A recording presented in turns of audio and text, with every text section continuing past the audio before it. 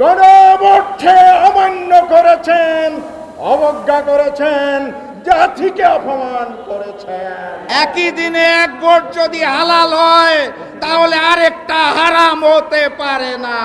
প্রেসিডেন্টের আদেশকে অস্বীকার করছে। ভোটের আগে পর্যন্ত তারা ফরমালি গণভোটের বিপক্ষে বলে নাই। যে সকল প্রস্তাবনাগুলো জাতির কাছে জবাবদিহিতায় বাধ্য করে সেগুলো তাদের কাছে খুব অপছন্দ। আমরা বাংলাদেশে ইতিবাচক রাজনীতি করব। সংবিধান উচ্চারণ করতে গেলে শেষে আসে ধান। আমাদের এই আন্দোলন কোনো দলের বিরুদ্ধে নয়, আমাদের আন্দোলন জনগণের বিপক্ষে যে অবস্থান নিয়েছে তাদের বিরুদ্ধে। দুইটা ভোট হয়েছিল, কয়টা? একটা সংসদ গঠনের জন্য, আরেকটা সংস্কার পরিষদ গঠনের জন্য। একই দিনের একটা ভোটের শপথ তারা নিয়ে বলেছে হালাল, আরেকটা শপথ না নিয়ে ম্যানেজ ভোটে জয়ী হয়ে বলতে চায় হারাম। একই দিনে এক ভোট যদি হালাল হয় তাহলে আরেকটা হারাম হতে পারে না। 70% জনগণের হ্যাঁ ভোটের রায়কে যারা অস্বীকার করে বেঈমানি করতে চায় তাদের স্থান এই বাংলার মসনদে হবে না। যাই বলা হয় তারা একটা শব্দ শুনিয়ে দেয়, কি সেটা? সংবিধান। সংবিধান উচ্চারণ করতে গেলে শেষে আসে ধান। তারা ভেবেছে এটা বোধহয় ধানের শীষ, এই কারণে বারবার বলে সংবিধান। এটা ওই যে নির্বাচনের আগে নিকৃষ্ট স্লোগান দিত, কি জানি, লাগারে লাগা ধান লাগা, ওই ধান নয়। এটা ৭২-এর মুজিববাদী সংবিধান, যা পরবর্তীতে শেখ হাসিনার সংবিধানে রূপান্তর হয়েছে। সেই সংবিধানকে তারেকবাদের সংবিধান আমরা হতে দেব না। আজকের বিএনপি সরকার দেশের জনরায়কে অস্বীকার করছে, প্রেসিডেন্টের আদেশকে অস্বীকার করছে। তারা বলছে এই আদেশ অবৈধ, গণভোট অবৈধ। যে সরকার নির্বাচনে বলেছিল গণভোটে হার পক্ষে ভোট দেওয়ার জন্য, আর ভোট দেওয়ার পরে এই সরকার গণভোটকে অস্বীকার করছে।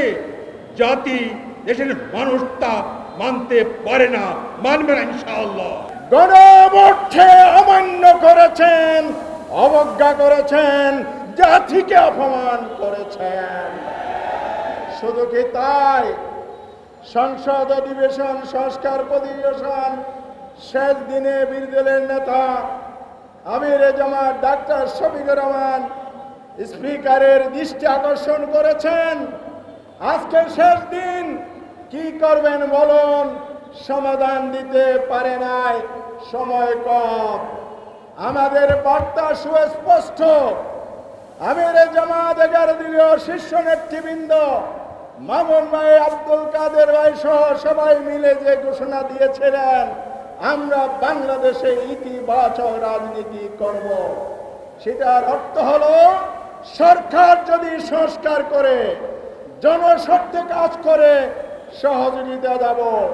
জনস্বার্থের বিরুদ্ধে গেলে রাজপথে প্রতিবাদ, সংসদে প্রতিবাদ হবে। জনগণের ভোটে সংস্কার হবে সেটাকে বলে অবৈধ, এমন দ্বিচারিতা বাংলাদেশের মানুষ সহ্য করবে না। ভাইরা আমার, আমরা সংস্কার পরিষদের কথা বলছি, এটা নতুন কোনো কথা নয়। ঐক্যমত্য কমিশনে 30টির উপরে রাজনৈতিক দল একমত হয়ে সকলে এক কথা বলে সংবিধানের টেকসই পরিবর্তনের জন্য, সংস্কার সাধনের জন্য, সংস্কারকে টেকসই করার জন্য সংশোধনী নয়, সংবিধান সংস্কার পরিষদের বিষয়ে সকল রাজনৈতিক দল আমরা একমত হয়েছিলাম। কিন্তু দুর্ভাগ্যের বিষয়, ভোটের আগে পর্যন্ত তারা ফরমালি গণভোটের বিপক্ষে বলে নাই।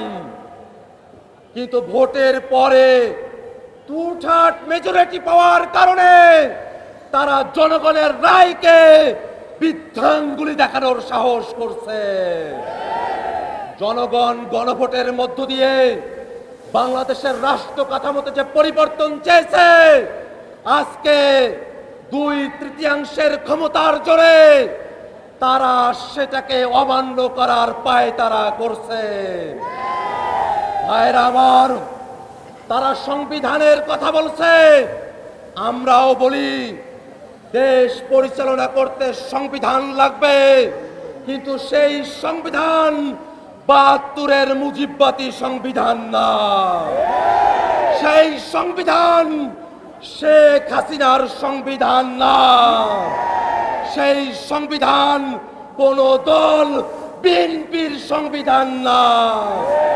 দেশ পরিচালনার জন্য সংবিধান লাগবে, সেই সংবিধান হতে হবে জনগণের সংবিধান। আর সেই সংবিধানে জনগণের কথাগুলো থাকবে, তার অন্যথা আমরা হতে দেব না।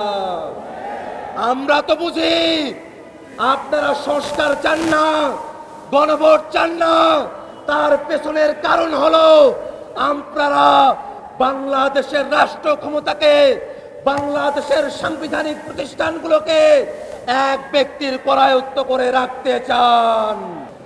একটা গল্প শুনেছি আমরা গ্রাম বাংলার।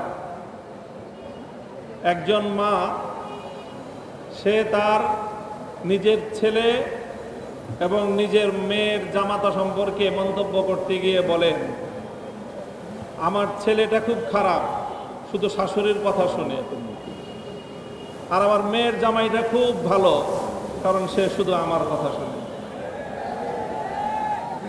কথা শুনলে মেয়ের জামাই ভালো, আর কথা না শুনলে নিজের ছেলেও খারাপ।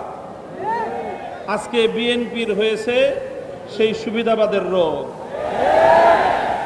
অন্তর্বর্তীকালীন সরকার প্রবর্তিত অধ্যাদেশগুলোর মধ্যে যেগুলো ক্ষমতাকে বৃদ্ধি করে সরকারের এবং সরকারের আরও নিয়ন্ত্রণ প্রতিষ্ঠা করতে সহায়তা করে, সেই সকল অধ্যাদেশগুলো বিএনপির খুব পছন্দ।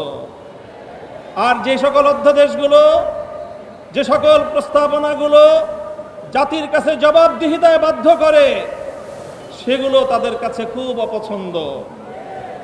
তাই আমরা মনে করি বিএনপি আজ যেই রাজনীতি করছে, সুবিধাবাদের রাজনীতি। আমরা নির্বাচন পূর্ববর্তী সময়ে বিএনপির আরেকটি চরিত্র লক্ষ্য করেছি, সেটা হলো তলে তলে বিএনপি সারা দেশে গণভোটে ন্যায়ের পক্ষে ক্যাম্পেইন করেছে, কিন্তু প্রকাশ্যে সে ন্যায়ের পক্ষে কথা বলার দুঃসাহস তাদের ছিল না, সেই সৎসাহস তাদের ছিল না। এই জন্য লক্ষ জনতার সামনে বিএনপি প্রধান জনাব তারেক রহমান সাহেব গণভোটে হায়ের পক্ষে তিনি ক্যাম্পেইন করতে বাধ্য হয়েছেন। আমি উপরে এক কথা, তলে তলে আরেক কথা বলে, এটাকে আমাদের দেশে কি বলে? মুনাফিকি বলা হয়। তাই আজ বিএনপির রাজনীতির দুই বুনিয়াদ, দুটি নীতি জাতির সামনে স্পষ্ট। এক হলো মুনাফিকির রাজনীতি, আর এক হলো সুবিধাবাদের রাজনীতি। জনগণের ক্ষমতা জনগণের কাছে ফিরিয়ে দেওয়া। আজকে গণভোট অস্বীকার করা মানেই শুধু 70% মানুষের রায়কে অস্বীকার করা নয়, 70% রায় অস্বীকার করার মধ্য দিয়ে আবার তারা আওয়ামী লীগের সেই ফেসিবাদী কায়দায় এক ব্যক্তির কাছে সমস্ত ক্ষমতা দিতে চায়। আমরা দীর্ঘ 16 বছরে এক ব্যক্তির ক্ষমতার শাসন দেখেছি। আমাদের হাজার হাজার ভাই থেকে জীবন দিতে হয়েছে। শুধু জামাত ইসলামের কেন্দ্রীয় 11 জন ব্যক্তিকে ফাঁসির কাস্টে ঝুলিয়ে বিনা চিকিৎসা হত্যা করা হয়েছে। যে জুলাই বিপ্লবের সূচনা হয়েছে রংপুর, সেই রংপুরের সন্তান আমি। সে রংপুরের সন্তান এখানে আছেন আক্তার হোসাইন। আবু সাইদ রক্ত দিয়েছিল কি জন্য? সে তো ছাত্র নেতা ছিল। তার রক্ত চলে গেলে সে ক্ষমতায় যাবে আশায় রক্ত দেয়নি, একটা পরিবর্তন চেয়েছিল। আজকে বিএনপি ক্ষমতায় আসে পরিবর্তন ভুলে গিয়েছে। সংগ্রামী ভাই বন্ধুগণ, আমাদের এই আন্দোলন কোনো দলের বিরুদ্ধে নয়, আমাদের আন্দোলন জনগণের বিপক্ষে যে অবস্থান নিয়েছে তাদের বিরুদ্ধে। আমরা সকল সময় জনগণের পক্ষে থাকি। আজকে একজন ব্যক্তির কাছে ক্ষমতা কুক্ষিগত করার মাধ্যমে দুঃস্বপ্ন দেখেন, আবার জোর করে ক্ষমতায় থাকতে পারবেন, বোকার স্বর্গে বাস করছেন। মনে করেন কেয়ারটেকার সরকারের আন্দোলনের কথা, কেয়ারটেকার নাকি পাগল ছাগল ছাড়া কেউ বোঝে না। আপনারা অস্বীকার করলেন, আন্দোলন দমাবার চেষ্টা করলেন, শেষ পর্যন্ত মারলেন, এমনভাবে মারলেন কেয়ারটেকার হলো। আপনারা ক্ষমতা আসতে পারলেন না। জনগণের বিরুদ্ধে অবস্থান গ্রহণ করবেন না, আমাদেরকে রাজপথে আসতে বাধ্য করবেন না।